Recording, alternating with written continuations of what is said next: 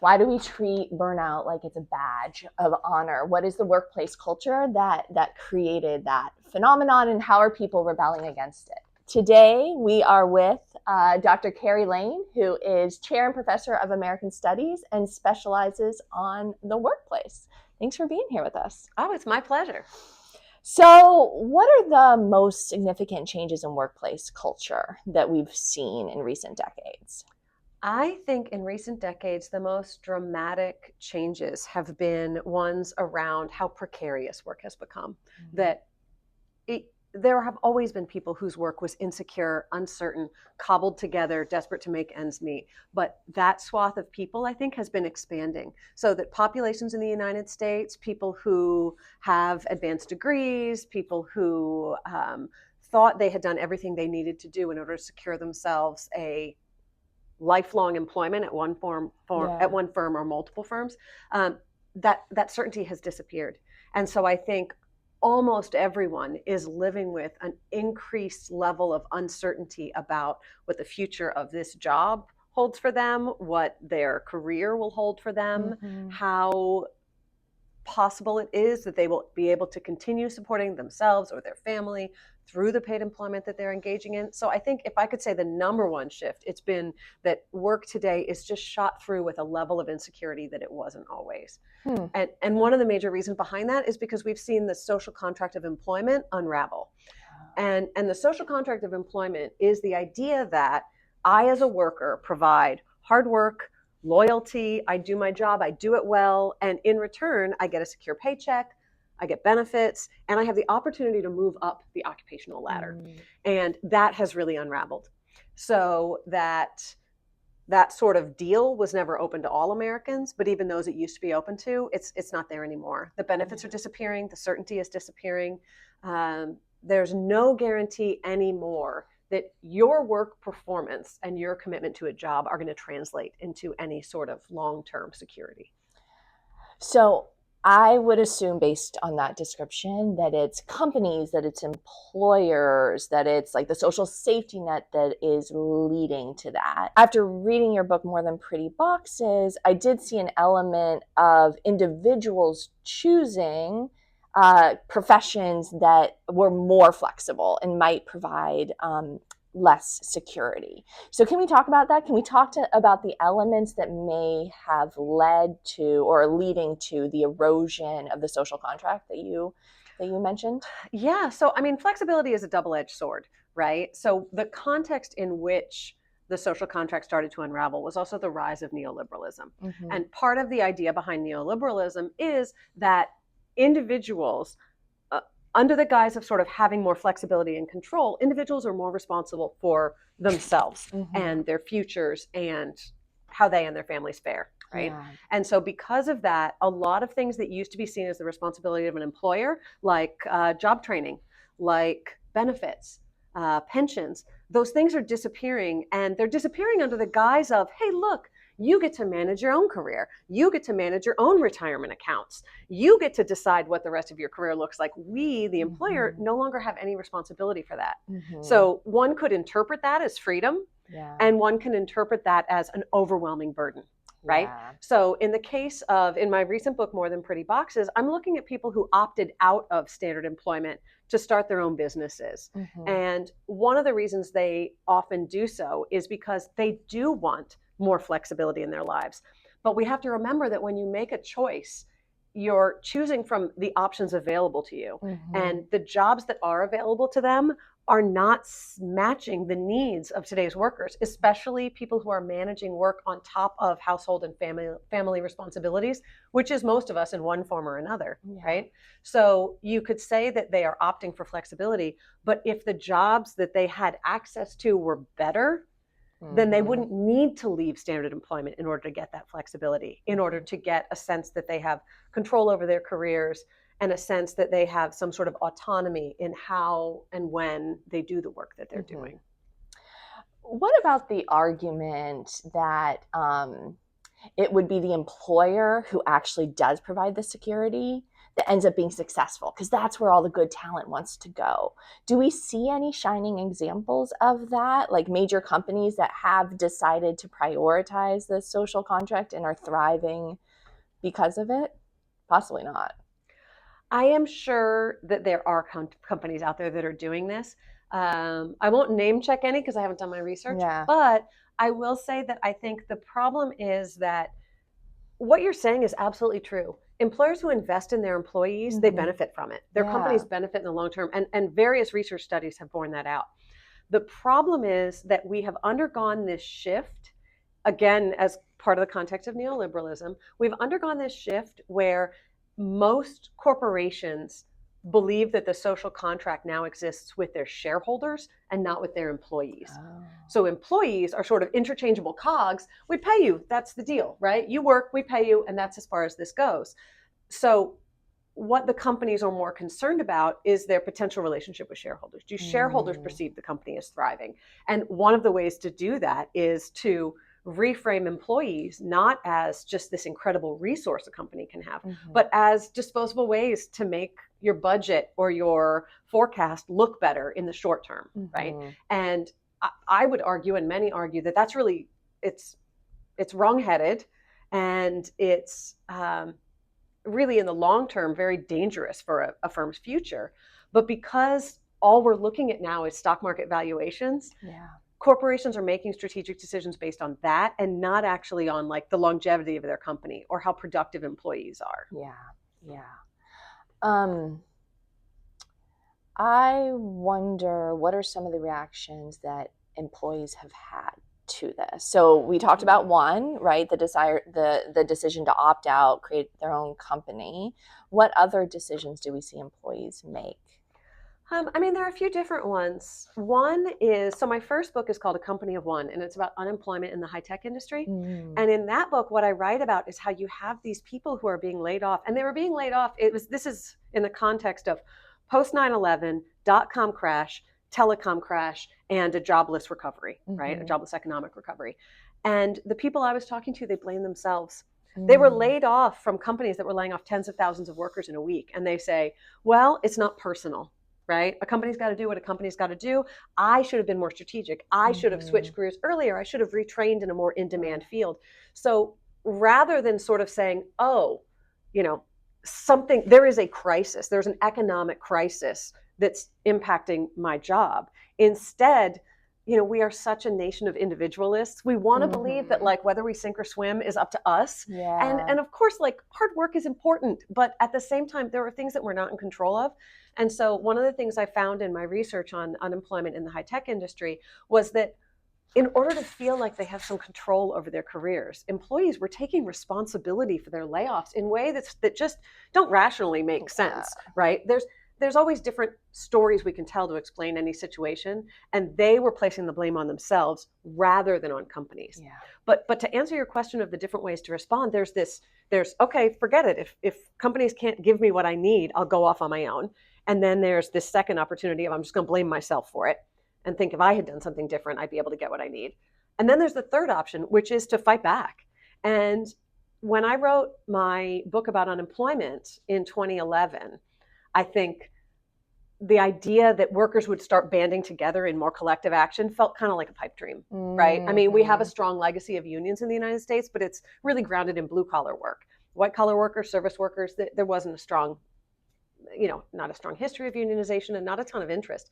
And really, since COVID, we have seen that start to change. So I would say that third pool of workers are the ones who are saying, no, this contract you're offering me, you're asking me for hard work and loyalty. You're asking me to live by the rules you set up as a company. But where's the return on that investment? Yes, I get a paycheck, sure. But a human needs more than that to survive. And generally they need higher paychecks than what they're getting in order to meet the rising standard of living and the rising cost of living, And so I do think the renewed interest in unions, in collective action that we're seeing since COVID and across a lot of different industries, I think that's a third pool of people who are sort of pointing out this contract, if we can even call it that anymore, it's not working, right? It's not in my best interest. And so I have to figure out a way to work with other people to change this circumstance rather than just feeling like I have to just find a way to adjust to it. Mm-hmm.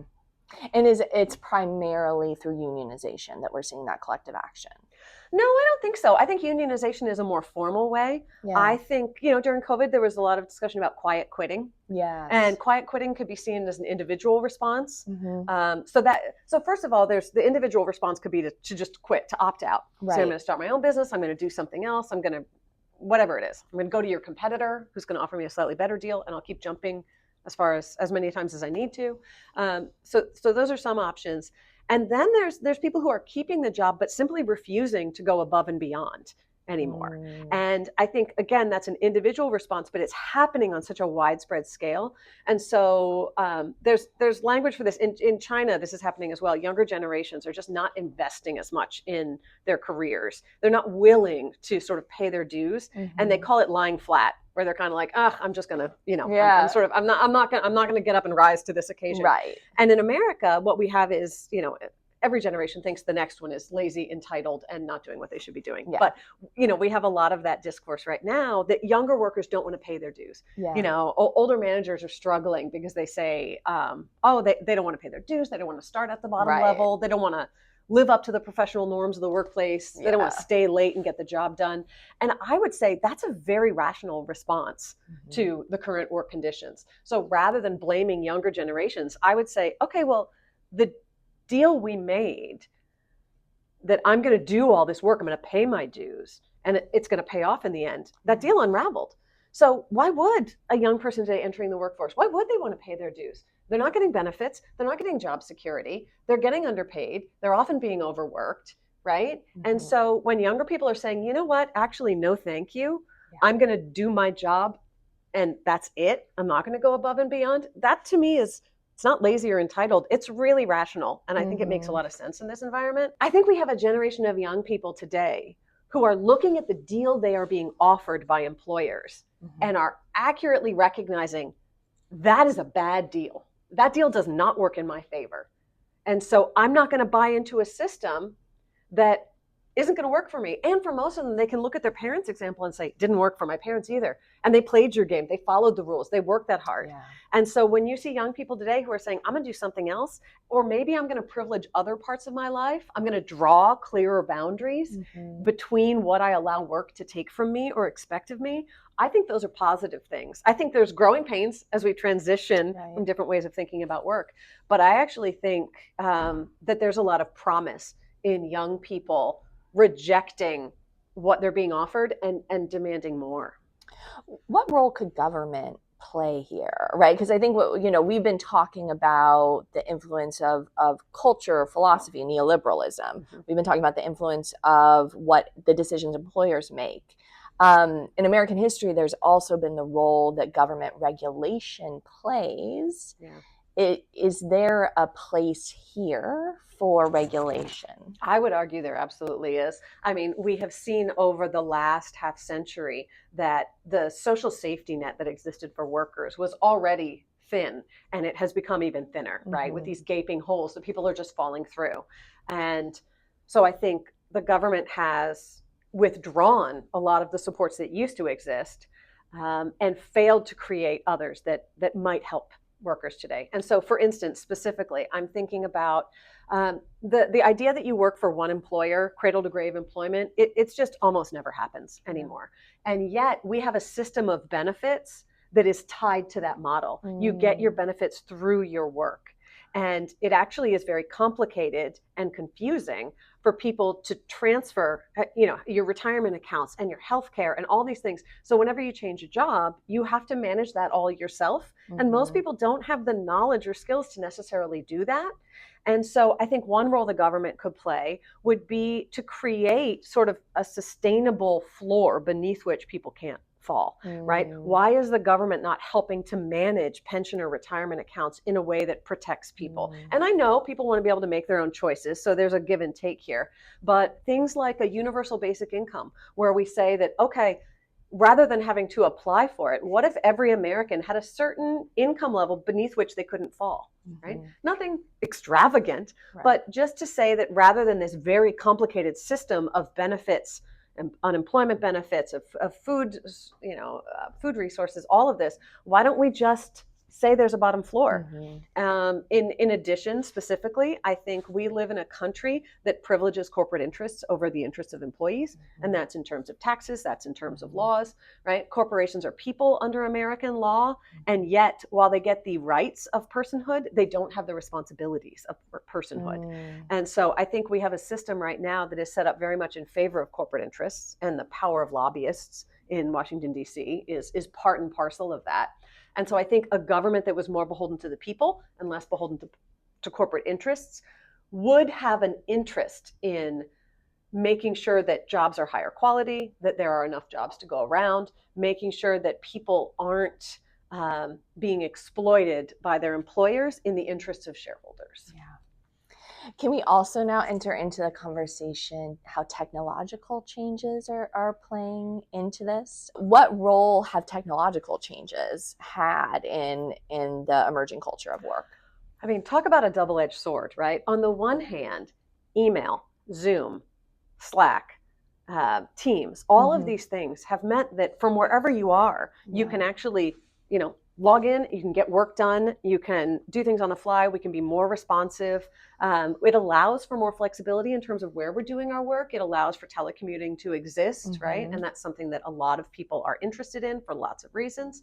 But the problem is, the con is the pro. You can do work anywhere. And I, for me, this is embodied in one moment I had when my son was a toddler and we were at the park and I was pushing him on the swing and I was on my phone responding to a work email. It was during a work day, but it was on a day I was working from home and I'm pushing my son on the swing and he wanted me to get off my phone. Mom, put your phone down, right? And any parent who hasn't heard this, you're a better parent than I have. But like, Mom, put your phone down. And it was like, well, here's the thing. This phone and responding to that email, that's allowing me to be at the park with my son on a sunny Tuesday morning, right? Because I can be responsive to crises and I can do the work later after he's in bed, right? Or during nap time or whatever the thing is. It's allowing me to do that. But it also means that I'm at the park with my beautiful child on the swing on a sunny day and I'm on my phone, right? Yes. And so I think that technology has enabled a lot of changes around work. And I think that telecommuting, I think America is eventually going to head to a 4-day work week. And my son would like me to add that should also be a 4-day school week. And I think that would actually be a very good thing. I think that's the path we're headed on. I think employers who are insisting on 8 to 5 days a week in-person FaceTime, I think they're on the wrong side of history in that regard. Because I think we are now able to do our work in ways that actually accommodate more of the demands of contemporary life. So I think that can be a benefit. But I think it also means that the burden on employees is now to have to draw those boundaries. And I think we all know that a good employer, a good manager is going to support employees in drawing those boundaries. Good managers model what boundaries look like by not emailing or calling or demanding information or attention outside of standard office hours. But we know that not everybody is doing things that way, right? And so often that access is being used in a way that actually abuses and undermines employees' rights to determine how they spend their own time. And I do remember this coming up during the COVID shutdown, right? This merging of home space and workspace and the evaporation of when the workday was and when the workday wasn't. So let's enter that into the conversation too. Did the shutdown change or exacerbate trends in workplace cultural and the social contract? Yeah, I think it absolutely did. I mean, time will tell how permanently it did. We're still in the relatively recent aftermath of the COVID pandemic and the related shutdowns.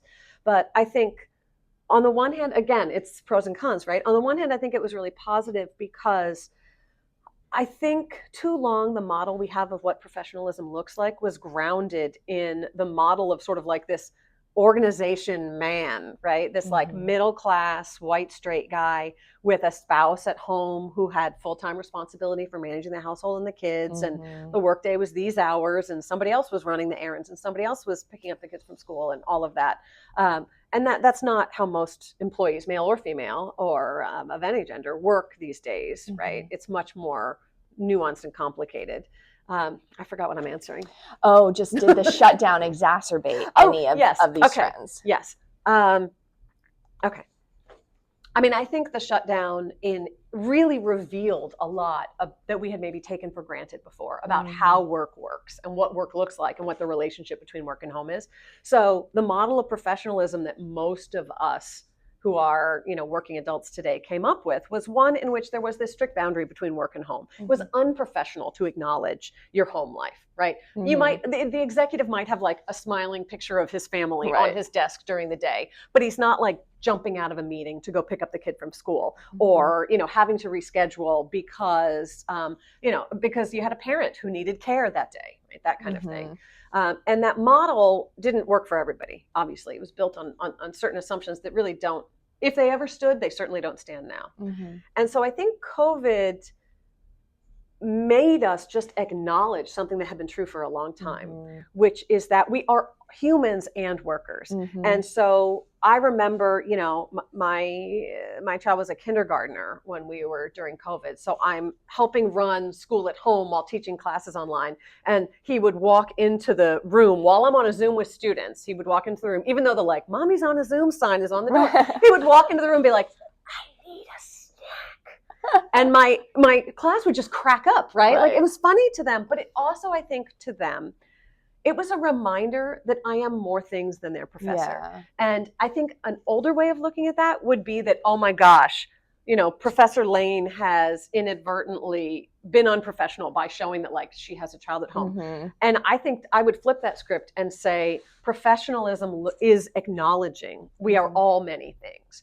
And so I think it was good that it opened up that acknowledgement that like we all have home lives and it's nice to see each other's cats and photos and children and whatever else like buzzing around in the background. It's just nice to remember that we're all humans doing our best at a hard time, right? Yeah. But the other side of that is that, I mean, you remember there were so many articles about like the pandemic shutdown reveals that, American moms are overwhelmed. Oh, yeah. Which anybody for whom that was a news flash has not been paying attention, right? But there was this idea that like, we simply can't do it all. Right. We couldn't do it all before COVID. COVID just meant that other people had to watch us not be able to do it all. Like we're unraveling on screens live to your home, right? And so I think it will remain to be seen. Okay, there was this acknowledgement that like COVID, revealed how dependent our economy is on, and I'm saying women, but of course it's not just women, but often women are the ones who are doing paid employment while managing the lion's share of domestic and childcare responsibilities.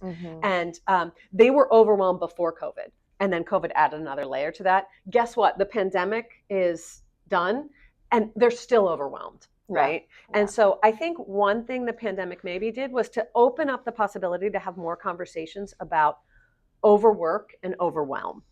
And I would love it if we can return to that because I got more to say about that. But to answer the more specific question also, I think COVID for a lot of people, I mean, I think for a lot of us outside of work, it was just a gut check of like, whoa, wow, this is like I remember that moment walking around Costco feeling like it's the zombie apocalypse, right? Yeah. Like something dramatic has happened and we don't know what direction it's going to go in. We've all seen the movies. Like, is that what it's going to look like? Or is it going to be more, is it going to be, things going to be fine?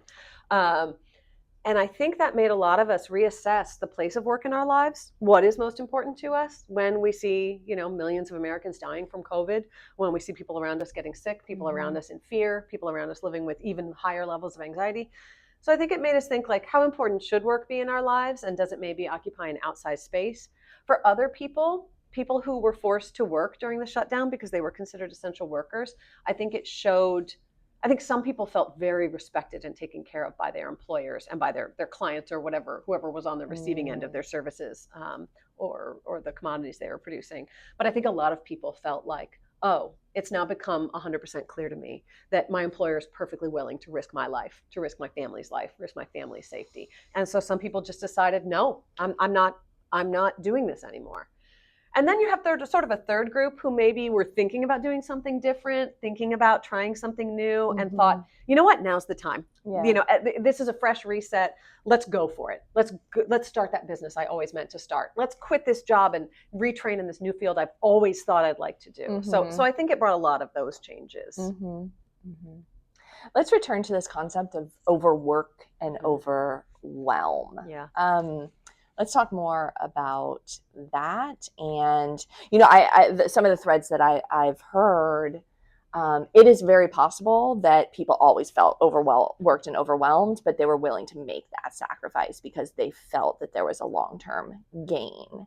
Is that what we see? Just an acknowledgement of the overwork or overwhelm, or do we actually feel more overworked, overwhelmed right now, do you think? I think it's both. I think we actually feel more overworked and overwhelmed right now. And I think we feel that way because we are managing more. And that's not to say that life has never been hard. Life was harder in the past in different ways. Yeah. And so the unique ways in which it's hard right now are unique to these circumstances. But I don't mean to minimize the challenges of the past. It's not like parenting was easy 50 years ago or 150 years ago, right? It was just hard in different ways. But American individuals and households are being asked to shoulder more and more responsibilities, and then being asked, why can't you get all this done, right?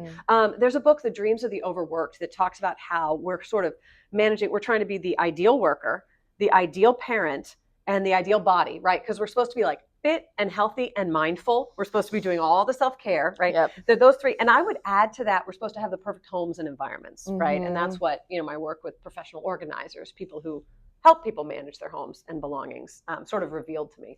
So I think we're trying to do all these things, and that's just not possible. Yeah. So this old idea of like work-life balance, there's no such thing if there ever was. We talk now more about work-life integration, like making sure that whatever way we are making space in our lives, in our time, in our brains, in our schedules, right, for paid employment and all of the other stuff. And some of that is work, and some of that is joy, and some of that is work that brings joy and joy that feels worky, and all of that mix, right? I think that we are managing more, we are carrying more responsibility, we are dealing with more uncertainty, we are having to work harder to get to the same level we did before, right? So it feels like we're paddling upstream all the time. And the everyday stuff of life, there's more of it. And I don't mean to sound like a Luddite or old-fashioned, although it's fair if you want to call me either. But the fact that like you need a password for every single task of your life, you need an app to get your air conditioner to work, to make your sprinklers turn off. For your freaking nightlight, right? Right? Like you need, that you need all of that. And then you're managing finances amidst uncertainty. You're trying to plan for your family's future amidst uncertainty. I give the example, and this is a shortened version in my book, More Than Pretty Boxes. I have the longer version. But when my mom enrolled me in kindergarten, she showed her driver's license and a little yellow book that had my immunizations handwritten by my doctor. When I enrolled my child in kindergarten, I had to get 6 different medical forms. I had to visit 2 different district offices. I had more than 45 emails from his public kindergarten before the first day of school. And I had to download 3 different apps to my phone and submit probably 15 different forms. That is just a lot. And I'm not saying none of those things are important or any of those things are not important. Not all of them are important, I can promise you that. But many of those things are important things, but it's just more stuff. Yeah. So our to-do lists don't just feel longer, they are longer. And then when you are already managing a degree of anxiety and uncertainty and mental health challenges that we know are, for whatever causes, right, that's to be debated, for whatever causes, it's an epidemic of mental health crises across the United States, right? And certain populations more so than others for all sorts of complicated reasons. When you've already got that baseline level of feeling overwhelmed and anxious, and then you pile on 1,000 additional tasks and the political crises around us and all of that, who wouldn't feel if you don't feel overwhelmed, you're an outlier, right?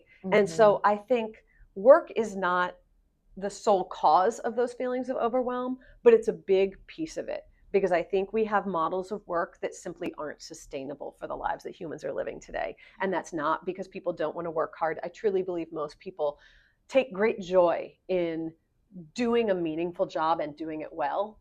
The problem is that many people are not able to find meaningful work. They're not able to find secure work. And what it means to do a job well is a really subjective idea, so that even people who are working desperately to do their job well aren't necessarily succeeding at work in a way that is valued by their employers. Um, let's do like a thought experiment. I am curious. Okay, with everything you know about work culture, if Carrie Lane is starting a company, Yeah. how are you going to model it to create the ideal environment for workers? Like, what are some of the decisions you would make? Okay, let me preface this by saying Carrie Lane will never start a company. That's too bad. If I did though, I think that companies that give employees um, an investment, and that doesn't necessarily mean financial, but often it does. If you give employees an investment where if the company thrives, they thrive, where the more they work and the better they do, the more they reap the benefits of that, and generally financially, but there are other ways and other forms that could take. I think that's where we see companies really succeeding, right? I think about, for instance, just recently when Ben & Jerry's was founded, the founders made a deal that they believed that the CEOs, the highest paid employee in the company, should never make more than 5 times what the lowest paid employee in the company should make. When they sold that company and were bought out, that policy changed. Yeah. And Ben and Jerry, who are real human beings, have continued to speak out against that, right? Because the problem is when you have executives who are making billions of dollars and you have, lowest ranking newly hired employees who are barely able to live on 40, even 60, even 80 hours a week at minimum wage, right? What happens with the company is not in everybody's best interest. So if I were to start a company, I would want everyone to have a say in decision making, which is easier when it's small. So I'd keep my company small. Nice, you can. It's yours. I would establish flexibility in terms of scheduling, because I believe if workers can do the job, I don't think they need to be in person to do it, while also making sure that there is a human component. Okay. Right? Because I do think work makes up a huge part of our lives, and the relationships we have with people at work, even if we don't necessarily think of them as our closest friends, those are really meaningful parts of life. And so I think if we can remember that we are all humans in the workplace context, right?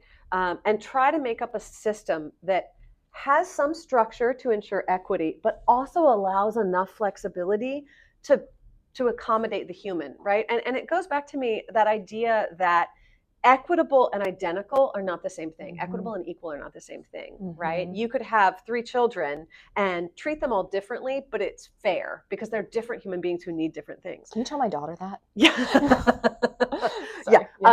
I'm happy to have that chat. Okay. Yes. But so when you have employees, for an employee to be able to do their job well, they need different things. Maybe somebody needs to start their workday early and end their workday early in order to accommodate their family responsibilities. That doesn't mean you say, okay, everybody out at 3 p.m. That's what's fair because it's equal. No, it's working to try to be fair on both ends. And I acknowledge that if I were running a company, those are hard decisions to make, right? How do you figure out to what degree can we be flexible until we break, right? But I think if everyone is invested in the end game, right? If everyone is a shareholder in the company who works there, if employees' workplace satisfaction and paycheck at the end of the day, if that rises along with the company doing well, then you're doing something right. But if a company can continue to make more and more profits and grow value for shareholders while the employees suffer, then that company's doing something wrong. And that is what I think doesn't get acknowledged, because we have come to a point in life where we talk about the value of a company in terms of what shareholders are valuing. And that's one story of what success looks like, but it's not the only one. And I don't just mean like the warm, fuzzy stuff of culture.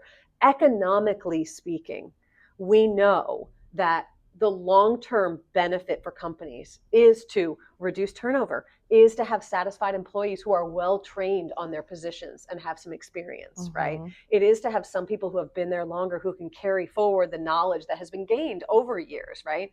And those are things that are valuable and worth protecting and that do impact the bottom line, but they get lost in these conversations. Right.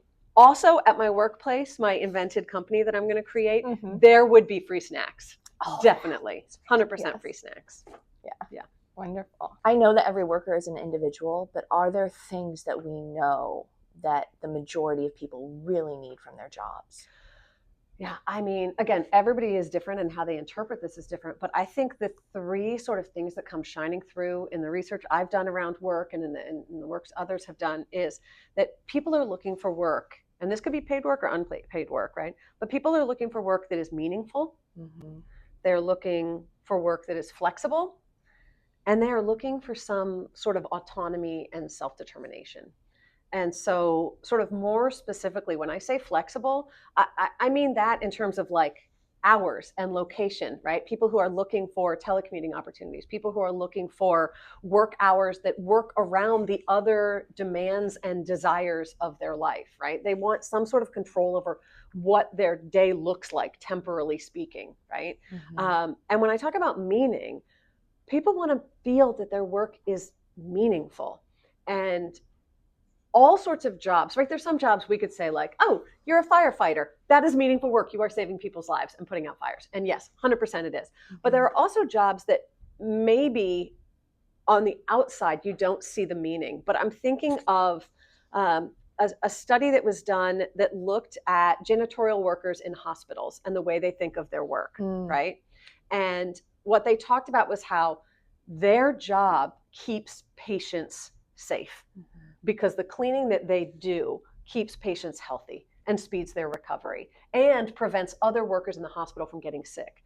And so while making a bed or mopping a floor, from the outside, you might not see the meaning that that has. For the workers who are performing that work, that is deeply meaningful work that they are doing. And that is what brings them back day after day. Yes, the paycheck is important, and everybody should be paid more than they are, right? Not everybody, sorry. Everybody who's not an executive should be paid more than they are. But people need meaning as much as they need money. Yeah. And then the third thing would be that autonomy, right? People need to be able to fine tune their work in a way that suits them, their lives, their goals.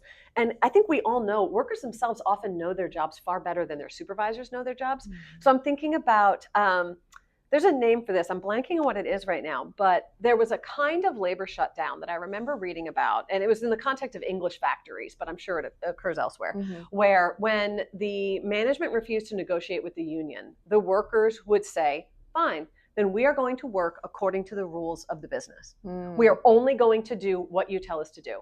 And so the guys who had worked the same machine on the factory floor for 20 years, and they knew, they were like the Fonz, right? They could like hit it and make it work. Or they knew that you say I need to feed in 10 sheets of paper at a time, but actually if I feed in 10, it's going to jam. So I really do 9, even though you tell me 10. Mm-hmm. They start following the rule book and everything breaks.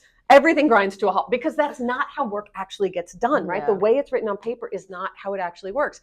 And if you follow the rules 100% to the letter, then work stops working, right? Yeah.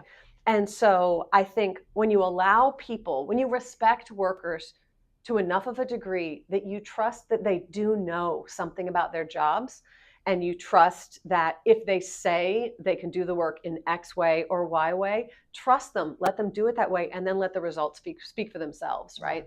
So allowing some flexibility and some autonomy. I remember one of the professional organizers I interviewed who had worked in law firms for over 30 years before being laid off. And she said, I just couldn't do it. I couldn't go back. I didn't want anybody else to decide for me whether I would take a vacation, when I would take a vacation, how many days I would take a vacation. I just couldn't let somebody else run my life anymore. And so she decided, even though it was a lot more work and a lot more hours, she decided to start her own business. And that was over a decade ago, and she's still thriving, right? But it was sort of that awareness that like, this is a big trade-off I'm making. Yeah. For my wallet, maybe, but also just for my soul and my well-being. If I can't get those things I need from my work. Yeah. There's been a lot of debate about telecommuting. We've seen companies start to roll back telecommuting. And I think the argument they make is the in-person contact between employees is really important. It builds camaraderie. It sparks creative thoughts. I'm curious from your research, from your analysis, what are the costs and benefits of telecommute? I think that most research into telecommuting shows that workers who have flexibility in their schedule in terms of when they go to work and how often they have to be in the office versus at home tend to be more productive, right? And I think, on the other hand, I don't want to overgeneralize because every workplace is different. Every set of work tasks is different. Every set of human relationships, the constellation of the different people and roles involved, every single one of them differs. But I think, again, when it comes to telecommuting, I think if you trust workers and ask them, how often do you think we need to be together to make these decisions? Or if we operated entirely via telecommuting, what would be missing? What parts of our jobs wouldn't work as well? And how do we make sure those are happening in person while allowing other things outside, right? And it also depends. I mean, some people can thrive in a telecommuting situation and other people cannot. Other people were going stir crazy during COVID and could not wait to get back into the workplace. Whereas there were some who found that their stress levels decreased in such dramatic ways, right? And some of that was really fascinating around workers of color who were finding that not having to deal with constant microaggressions in the workplace relieved stress from them in a way they had never anticipated would happen, right? So there were those kind of unexpected things. But in general, around telecommuting, I think there's something really important, again, about letting workers have some autonomy in trusting and in making sure that the tasks you insist people are in person for are tasks that really need to be in person. I think that's where it can be a problem, is that disconnect, where the people deciding the telecommute policy don't actually know what the work looks like. And so while everybody might share the goal of making sure that work is being done efficiently, effectively, and accurately, right? Everybody shares that goal. If only one group is deciding what the best path to that goal is, it's not going to work, right? So it needs to be in consultation. And I also think, I mean, as of the 1970s, they were predicting that with automation, with the technology that we have, Americans would only be working like, I can't remember what the hour, it was like 4-hour workday or something like that, right? And we've seen the productivity rise in the ways that were predicted, but we haven't seen the work hours shrink. And that's for all sorts of complicated reasons. But I mean, I think the idea is most entities, most corporations and organizations could be as productive or even more productive allowing workers to telecommute than they would be otherwise. But in the telecommute conversation, we have to have that other acknowledgement that there are groups of workers who don't have the option. There are certain jobs that do require people to be in person. And what we want to be attuned to is, as a culture, we don't want elites to have access to the flexibility in their work when the people who actually need the flexibility the most are the ones who have the least access to it, right? So it's not like telecommuting is the answer, but it is one answer among many that could make some workers' lives better. But it has to come in conjunction with other changes and with a constant attention to sort of transparency and equity, and making sure that the most disadvantaged workers aren't left behind as we envision what the future workplace should look like.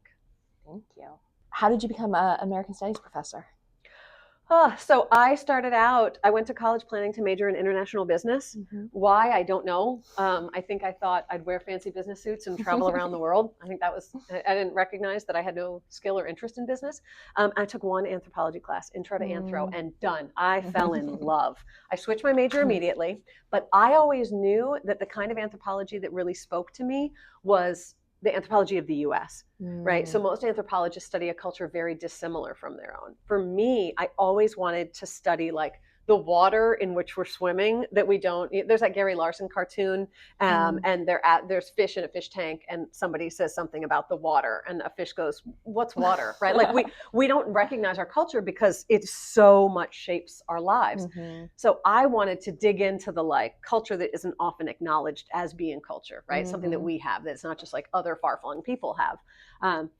But in order to do that, I found I really needed to dig deeper into American history so I could understand what came before the contemporary moment. And that's where American Studies came in, because American Studies allowed me to combine the sort of anthropological research about culture that I love with a sense of how that fits into the longer story of America, of what it means to be American in any given moment, of what it means to belong to this sort of diverse palimpsest that is American culture. And so that is how I ended up an American Studies professor. Oh, I should add, when I was in grad school studying American Studies, I knew I was interested in work, but I also thought, I could do this in other contexts. I could go into marketing research. I could work in nonprofit organizations.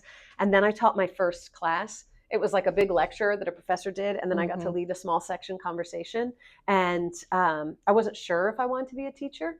And I walked out of that very first section. I still remember it. I remember the room it was in. I remember the students who were in it. And I just knew, oh, I love it. I love it. This is what I want to do. And I've been really, really lucky. When we talk about work, wanting to have work that is flexible, meaningful, and allows for autonomy, like I kind of won the lottery. And when I think about most Americans and their jobs, I would like their job.